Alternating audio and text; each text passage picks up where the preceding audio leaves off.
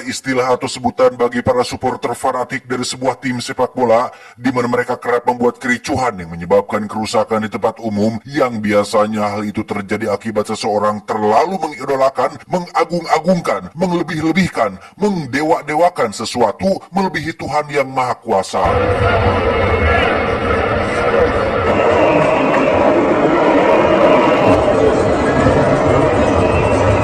Berlatar di kampung halamannya Frank Lampard, cerita diawali dengan memperlihatkan sekelompok supporter bernama GSE yang merupakan pendukung tim sepak bola West Ham yang dipimpin oleh seorang pemuda bernama Pete Dunham. Kita panggil saja Dunham. Ini bebangusnya yang tak sengaja bertemu dengan kelompok supporter dari tim lain, sehingga seperti kebanyakan pendukung fanatik konvensional pada umumnya, terjadilah perselisihan yang berakhir dengan tawuran di stasiun kereta api.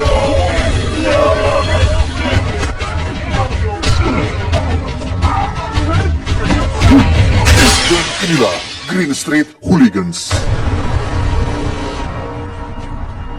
Beralih ke Amerika Serikat, kita akan diperkenalkan pada seorang mahasiswa jurnalisme bernama Matt Buckner yang baru saja dikeluarkan dari kampusnya gara-gara ketahuan menyimpan barang terlarang, yaitu narkoba, yang pada kenyataannya narkoba tersebut adalah milik teman sekamarnya bernama Jeremy. Ini bebenguknya yang merupakan anak dari seorang pejabat. Jeremy sengaja mengkambing hitamkan Matt sebagai pelakunya dan sempat memberikan sejumlah uang sebagai ganti ruginya. Sebenarnya Matt melakukan pengorbanan ini secara terpaksa, tetapi karena Jeremy terus mengemis minta tolong, Matt yang kasihan pun mencumponan keinginan Jeremy demi agar nama baik dan jabatan ayahnya tidak tercoreng.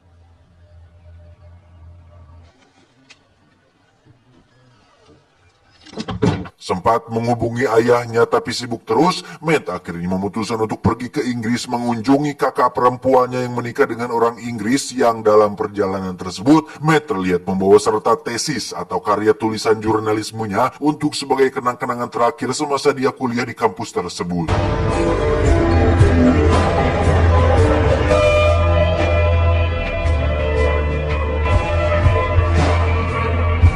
Tiba di Inggris, Matt langsung disambut oleh sang kakak perempuan bernama Shannon, yang dalam perjalanan menuju ke rumah, Matt pun menceritakan fakta sebenarnya alasan tentang kenapa dirinya dikeluarkan dari kampus. Tiba di rumah, kita akan diperkenalkan pada suami kakaknya yang bernama Steve, dan tak lama muncullah seorang fanatik sepak bola yang tak lain tak bukan adalah Dunham, yang ternyata adalah adik kandung dari Steve alias kakak iparnya sendiri. Meski di circle-nya Dunham dianggap sebagai ketua kelompok supporter, di rumah dia tidak lebih dari hanya seorang pria pengangguran yang sangat beban dan tidak boga kaira, hidup dari uang yang diberikan oleh Steve kakaknya, yang karena malam ini Steve punya acara intim bersama Shannon, Dunham pun diminta untuk membawa Matt jalan-jalan keluar dengan si Matt yang diberikan sejumlah uang untuk mereka berdua bersenang-senang. Come on, man. Yeah, have a good time. See ya. Tak ingin mengasuh seorang Yankee atau sebutan untuk orang Amerika Serikat, Dunham sempat menawarkan kesepakatan untuk membagi dua uang tersebut dan bersenang-senang di tempat yang berbeda masing-masing. Namun Matt yang memegang teguh amanah dari Stephen menolak ide tersebut, hingga terjadilah sedikit perkelahian kecil yang pada akhirnya mereka berdua pun tetap bersama. Cops! Dunham bermaksud untuk mengajak Matt masuk ke dalam bar tempat berkumpulnya GSE atau teman-teman supporter sepak bola West Ham-nya, di mana Dunham memberitahu Matt tentang dua hal yang paling dibenci oleh mereka semua adalah mereka benci dengan polisi dan jurnalis, sehingga Matt diminta untuk tetap low profile, jangan mengatakan sesuatu yang berkaitan dengan dua hal tadi. It's football day. Pada saat Dunham sedang memperkenalkan Matt kepada teman-temannya, muncullah seseorang bernama Bover. Ini bebenguknya yang seperti biasa dalam sebuah kelompok, tentu saja selalu saja ada satu orang yang memiliki watak polontong, sombong, adigung, curigaan, dan pika sebelen, di mana Matt langsung mendapat perlakuan atau respon menyakitkan ketika Bover menolak jabat tangan dengan Matt yang sudah mengacungkan tangannya.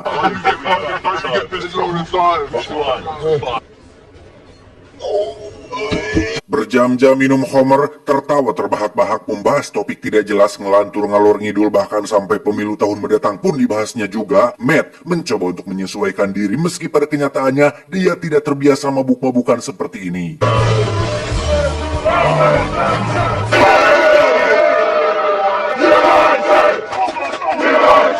Tepat saat Matt sedang berada di toilet, muncullah Boffer yang sepertinya memang benar-benar tidak suka terhadap Matt. Hal itu dibuktikan ketika Boffer dengan belak-belakan mengatakan bahwa dirinya benci dengan orang luar, yang ketegangan tersebut diakhiri dengan sebuah sikap adab atau attitude yang sangat buruk ketika Boffer melempar puntung rokoknya seenak jidat.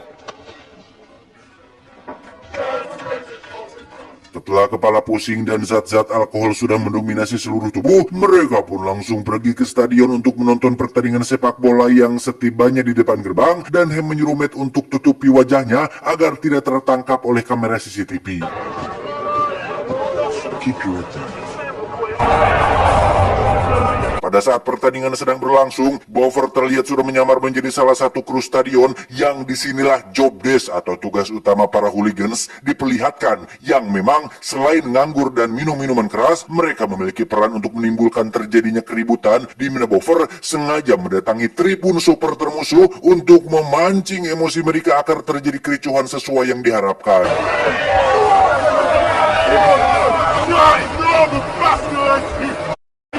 Tak puas hanya dengan menimbulkan kericuhan di dalam stadion, mereka kembali menyusun rencana untuk melakukan penyerangan setelah diketahui ada sekitar 50 orang supporter lawan yang masih berada di sekitar stadion ini, yang ketika Matt memilih untuk menjauh dan bermaksud pulang sendirian, tiba-tiba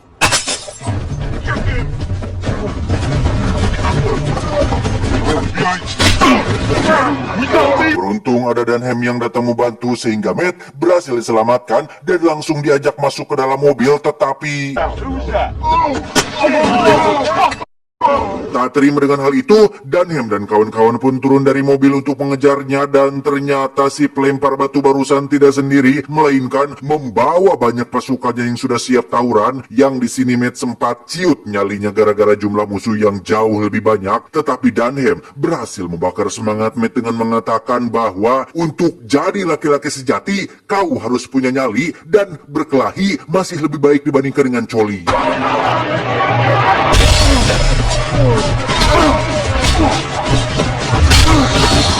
Saat hampir kalah itulah muncul Boffer dan kawan-kawan yang datang membantu, sehingga mereka akhirnya berhasil menang dan membuat musuh lari terbirit-birit. Selesai tawuran, Dunham pun mengajak Matt untuk membeli makanan. Yang di situ Dunham menunjukkan berita di koran tentang kelompok supporter mereka, yaitu GSE, yang selalu diberitakan jelek-jelek oleh media. Itulah alasannya kenapa Dunham dan kelompok GSE dan semua hooligan sangat benci sekali dengan jurnalis. Dunham pun menceritakan tentang esensi dari seorang hooligans, bahwa mereka, para supporter bola, tidak hanya menjadi pendukung tim sepak bola, tetapi merupakan sebuah kelompok atau organisasi yang terkoordinir, yang memiliki solidaritas tinggi. Setiap tim sepak bola pasti punya supporter fanatik sendiri, dan tawuran yang sering terjadi timbul atas nama harga diri dan reputasi dari kelompok masing-masing. Sehingga pada dasarnya mereka, para supporter fanatik, tidak terlalu peduli tentang tim sepak bolanya, tidak peduli masalah menang atau kalahnya, cedera atau tidak para pemainnya, tidak peduli pada olahraganya, tidak peduli pada sportivitas yang dijunjung tinggi, karena fokus utama mereka adalah supporter lawan, bukan pertandingan. More than any other fans by far. Sort of like the Yankees and the Red Sox. Meski Dunham sering berkelahi dan terkesan urakan, dia aslinya adalah orang yang sopan dan masih punya adab, yang hal itu dibuktikan ketika Dunham memilih untuk berdiri dan mempersilahkan wanita untuk duduk di bangku penumpang. Y'all, sit down. Tiba di rumah, Steve benar-benar sangat marah ketika melihat wajah adik dari istrinya penuh luka-luka sehabis berkelahi, dan dia juga sudah bisa menebak jika ini adalah ulah dari adik badungnya yang membawa Matt ke hal-hal yang tidak benar. Yang ketika Dunham mulai mengejek Matt sebagai pengecut yang tak punya nyali, disitulah Steve mulai menunjukkan watak kerasnya, hingga terjadilah keributan yang pada akhirnya membuat Matt dan Dunham diusir dari rumah tersebut. Get off him! You got the wrong idea! Shannon, sang teteh, pun sempat melarang adiknya untuk pergi, tetapi Matt yang memandang Dunham sebagai orang baik pun lebih respek terhadapnya ketimbang kakak iparnya, sehingga ia memutuskan untuk keluar dari rumah ini dan tinggal di tempatnya si Dunham. Matt? Please tell me. Well, that wasn't the smartest moves, mate. Tiba di markas, Dunham hampir terpancing emosi ketika Buffer mengecek mereka berdua sebagai pasangan homreng karena selalu pergi berduaan. Beruntung keduanya langsung disapih sehingga keributan tidak benar-benar terjadi. These boys. Beberapa waktu setelah resmi tinggal di kediamannya si Dunham, Matt pun melihat sisi lain dari Dunham yang ternyata tidak seperti dugaan awalnya, dikira seorang beban, pengangguran, dan menyusahkan semua orang, tukang cari masalah dan sampah masyarakat dan lain sebagainya. Dunham aslinya adalah seorang pelatih sepak bola untuk anak-anak yang ketika Matt mencoba untuk menjadi kiper, ia pun dibuat kebobolan berkali-kali oleh anak-anak tersebut, bukti bahwa Dunham adalah seorang pelatih yang cukup sukses.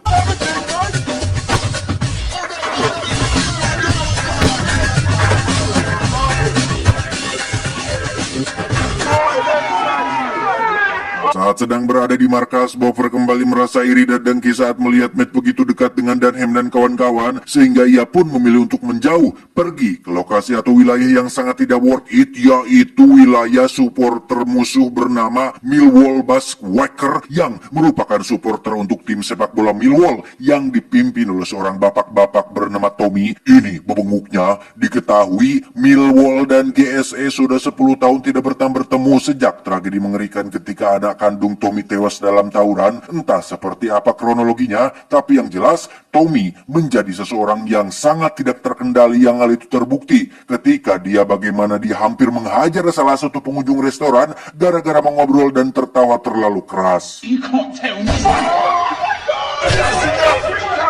Kedatangan Buffer ke wilayah Tommy jelas bukan tanpa alasan, karena tidak mungkin dia mengambil resiko dan jauh-jauh datang ke sini hanya untuk makan bubur kacang. Entah apa tujuan Buffer yang sebenarnya. Tommy segera pergi setelah pemilik restoran memanggil aparat kepolisian. Keesokannya, Dunham dan kelompok GSE terlihat sudah berada di dalam kereta menuju lokasi pertandingan yang berada di kota lain, di mana Matt ujug-ujug ikut tanpa diundang, yang hal itu kembali membuat Buffer merasa sangat jengkel. Tetapi karena Dunham dan yang lain menerimanya dengan baik, Buffer tak bisa berbuat apa-apa.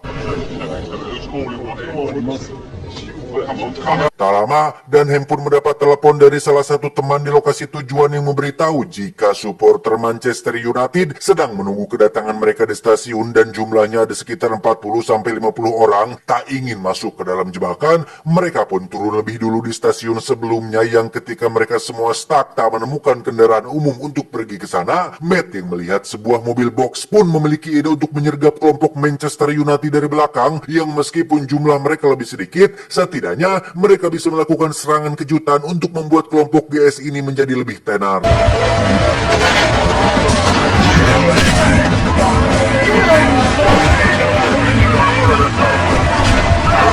Berkat kamera CCTV yang ada di lokasi, reputasi kelompok GSE pun semakin naik setelah mampu menghadapi 50 orang Manchester United, yang pemberitaan ini tidak terlepas dari peran Matt yang menyarankan ide briliannya, sehingga namanya pun mendadak terkenal di kalangan supporter West Ham. Bahkan Matt sendiri pun mentato tubuhnya dengan logo GSE, dan itu semakin membuat Buffer cemburu, penuh iri dan dengki. People around town have heard of me. They would hear my accent instead. Once you've taken a few punches and realize you're not made of glass, your bad.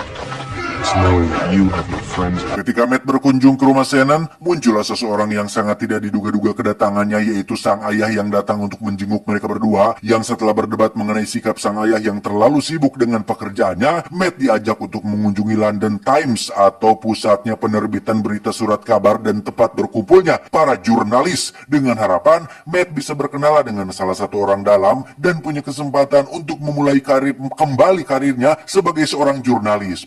Balelol. Tak ingin melewatkan kesempatan, Matt pun ikut bersama sang ayah ke London Times, dan sungguh sangat tak terduga ketika salah satu teman dekat Buffer melihat Matt berada di sarangnya para jurnalis, yang seperti Dunham tekankan di awal bahwa ada dua hal yang paling dibenci oleh para hooligans. Yang pertama polisi, yang kedua adalah jurnalis, sehingga Buffer pun akhirnya memiliki senjata untuk bisa menyingkirkan si Matt dari kelompok GSE ini. A little yank, mate.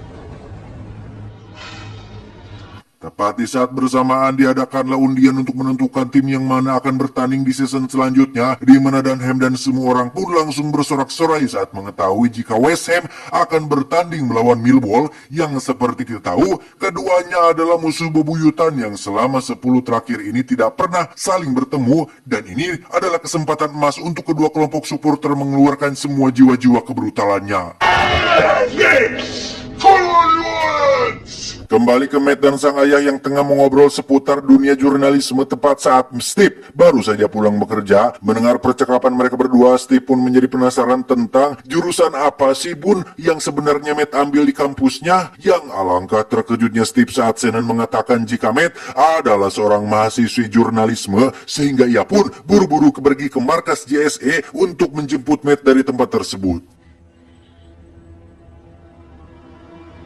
Tanpa banyak bicara, Steve langsung mengajak Matt untuk pulang karena bukan apa-apa. Steve hanya peduli pada keselamatan adik iparnya, tak ingin Matt terluka atau dikeroyok oleh semua hooligans apabila mereka mengetahui tentang profesi jurnalisnya atau jurusan kuliah yang diambilnya. Namun saat akan pergi, semua orang langsung mengacungkan gelas minuman mereka dan mengajak Steve untuk bersulang, yang pada akhirnya terungkaplah jika Steve adalah ketua lama dari kelompok GSE. Sudah terlanjur ketahuan, Steve pun akhirnya menceritakan masa lalunya 10 tahun lalu ketika dirinya masih menjabat sebagai ketua, di mana pada waktu itu West Ham kalah dari Millwall. Tak terima timnya diejek dan ditertawakan, Steve bersama kelompoknya pun melakukan penyerangan tepat saat putra kandungnya Tommy masih berada di TKP, hingga terjadilah insiden tak terduga ketika si anak terjatuh dan seluruh tulangnya remuk terinjak-injak oleh kelompok GSE, sehingga Steve yang menyaksikan langsung hal itu pun menjadi trauma dan memutuskan untuk melepaskan jabatan dari ketua. Di saat bersamaan, Bover pun mendatangi kediaman Dunham untuk memberitahu tentang Matt yang seorang jurnalis, yang karena penasaran, Dunham pun memeriksa barang-barang pribadi Matt dan menemukan tesis tentang jurnalisme sekaligus laptop berisi tulisan yang menceritakan kehidupan para hooligans, termasuk nama Dunham yang juga tertera di situ. You happy now? We're all in here. Say nothing about me. Tak banyak pikir, Dunham langsung meluncur ke markas untuk meminta klarifikasi, di mana ketegangan itu berhasil dilarai oleh Steve yang kebetulan masih ada di sana. Namun Bover yang sejak awal benci pun memanfaatkan kesempatan tersebut untuk terus mendesak Matt dengan mengatakan bahwa ayahnya juga adalah seorang jurnalis, sehingga ketika Steve tak terima ayah mertuanya dilibatkan, langsung menghajar si Bover hingga dia menjadi sangat sakit hati. Terlebih lagi, Dunham sang ketua tentunya akan lebih memihak pada keluarganya sendiri ketimbang pada si Bover yang bergong ini. He's done. Don't do someone on the deck. Bover yang pundung pun lagi-lagi mengambil keputusan yang salah ketika dia nekat mendatangi markas Millwall untuk bertemu dengan Tommy untuk memberitahunya bahwa Matt Yankee adalah seorang wartawan, dan saat ini Steve juga kebetulan ada di markas, sehingga Tommy dan pasukan pun langsung meluncur ke sana untuk melakukan penyerangan sekaligus membalaskan dendam kematian putranya 10 tahun yang lalu.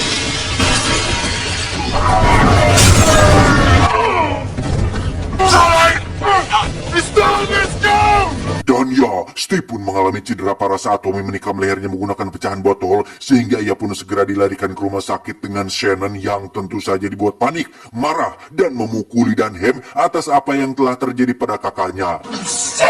You're so sick!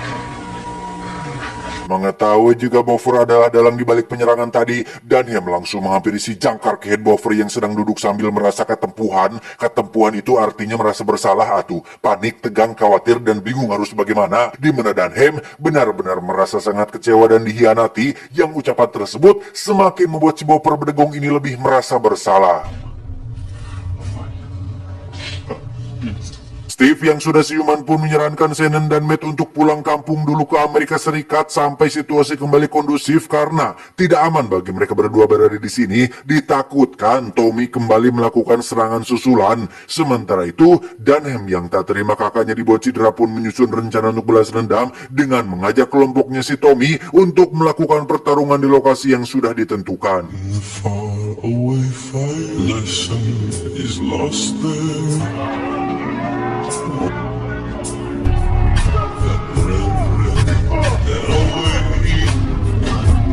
Tahu Tawuran pun berlangsung sengit dan menegangkan dengan tetap mematuhi aturan untuk tidak menggunakan barang atau senjata tajam karena pada dasarnya mereka, para hooligans, hanya bermaksud untuk saling menyakiti dan menciderai lawannya tanpa ada niatan untuk menghilangkan nyawa, dan yang paling terpenting, tahu tempat. Tidak tawuran di tempat umum, merusak fasilitas, mengganggu lalu lintas seperti bocah-bocah norak tak tahu diri layaknya para jagoan di negara Wakanda yang sok-sokan gelut bawa parang tengah jalan. Cuy, mereka para hooligans masih punya etika untuk membrutal dalam batas-batas dan koridor tertentu.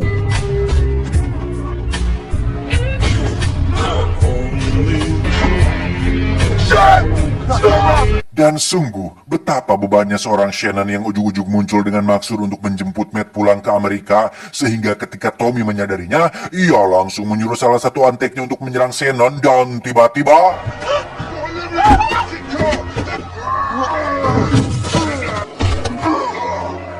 Saat Matt dan Buffer sedang sibuk mengajar si antek itulah, Tommy pun berjalan ke arah mobil Shannon untuk melakukannya dengan tangannya sendiri, di mana Dunham yang melihat kakak iparnya sedang terancam pun langsung mencegah itu dengan mengalihkan perhatian Tommy dengan cara memancing emosinya, mengatakan bahwa putranya mati oleh karena kelalaian Tommy sendiri yang tidak bisa melindunginya seperti seorang pria sejati, sehingga ketika almarhum putranya disebut-sebut, Tommy yang dikenal brutal pun menjadi sangat tidak terkendali hingga dia memukuli Dunham dengan penuh amarah dan...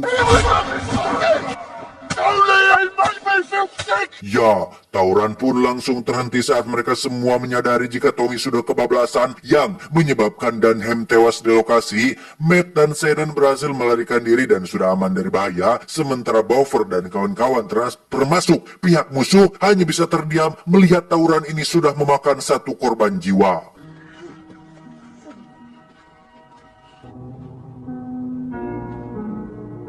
Beberapa waktu berlalu setelah kepulangan Matt ke Amerika, ia pun mendatangi si Jeremy, teman sekamarnya yang kini sudah menjadi pekerja kantoran dan jabatan yang lumayan berkat bantuan ayah pejabatnya, di mana Matt datang untuk menagih janji Jeremy yang katanya akan membantunya masuk kembali ke universitas, tapi nampaknya Jeremy tidak benar-benar peduli pada akan ucapannya, sehingga Matt yang kini sudah bernyali pun langsung mendorongnya dan mengacungkan kepalan tangannya yang membuat si Jeremy ketakutan dibuatnya.